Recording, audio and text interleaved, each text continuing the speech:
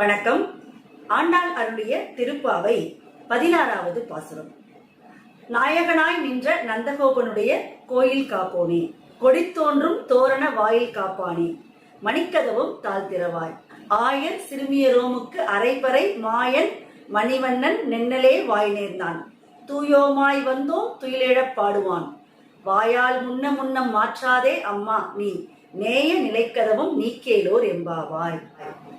6வது திருப்பாசுரம் தொடங்கி 15வது திருப்பாசுரம் வரைக்கும் 10 பாடல்கள் பள்ளி எழுச்சி பாடல்கள் நம்ம பார்த்தோம். தோழியர்கள் உறங்கி கிடக்கிற ஒருத்தையை எழுப்புவது மாதிரி பார்த்தோம். இப்போ அந்த திருவாய்ப்பாடியில் இருக்கக்கூடிய பெண்கள் எல்லாருமே படுக்கையை விட்டு எழுந்துட்டாங்க. இப்ப அடுத்து என்ன நடக்க போகுது? ஆண்டாள் சொல்றா, இந்த 16வது பாசுரத்திலிருந்து 22வது பாசுரம் வரைக்கும் 7 பாசுரங்கள்ல இந்த ஆயர்குல பெண்கள் எல்லாம் வழிபடக்கூடிய கண்ணபிரானை எழுப்ப எல்லாரும் கூடி அவருடைய அரண்மனைக்கு போறாங்களாம். அந்த அரண்மனை யாருடைய அரண்மனை? நந்தகோபனுடைய திருமாளிகை இல்லையா? அந்த திருமாளிகை வாசலுக்கு வந்து அங்க நிக்கக்கூடிய அந்த கோயில் காப்போனே அப்படிங்கிற அந்த அரண்மனை காவலனை பார்த்து சொல்றாங்க. அரண்மனைக்கு இன்னொரு பேரு கோவில் அப்படின்னு சொல்லுவோம்.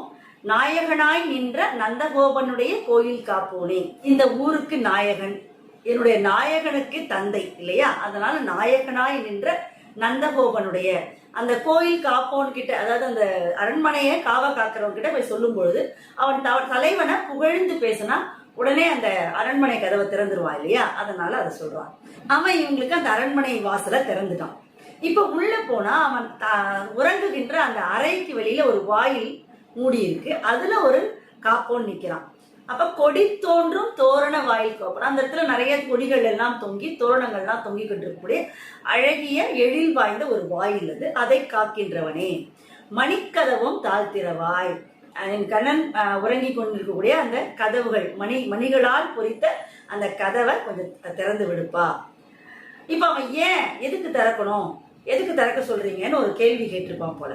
உடனே அவங்க சொல்றாங்க, ஆயர் சிறுமிகள் எல்லாம் நாங்க கண்ணனை பாடுறதுக்காக பறை கேட்டிருந்தோம், அது அவன் நேத்தே எனக்கு தரேன்னு சொல்லி உறுதி கொடுத்துருக்கான், அதனால நாங்க எழுந்து அந்த பறையை வாங்கி பாடி துயில் எழுப்ப வந்திருக்கிறோம் அப்படின்னு சொல்றான். ஆயர் சிறுமியரோமுக்கு அரைப்பறை மாயன் மணிவண்ணன் நென்னலே வாய் நேர்ந்தான். நேற்றே அவன் சொல்லிட்டான், உறுதி கொடுத்துட்டான், அதனால நாங்க தூய்மைப்படுத்திக்கிட்டு அவனை துயிலிட பாடுவான் அப்படின்னு சொல்லிட்டு அவ சொல்றா.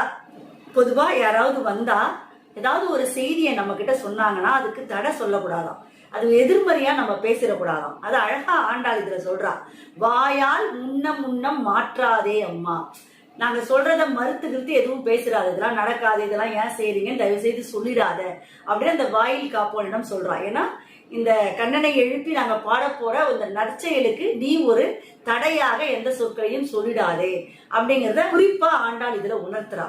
வாயால் முன்னம் மாற்றாதே அம்மா நீ, நேய நிலைக்கதவும் நீக்கேலோர் என்பவன்.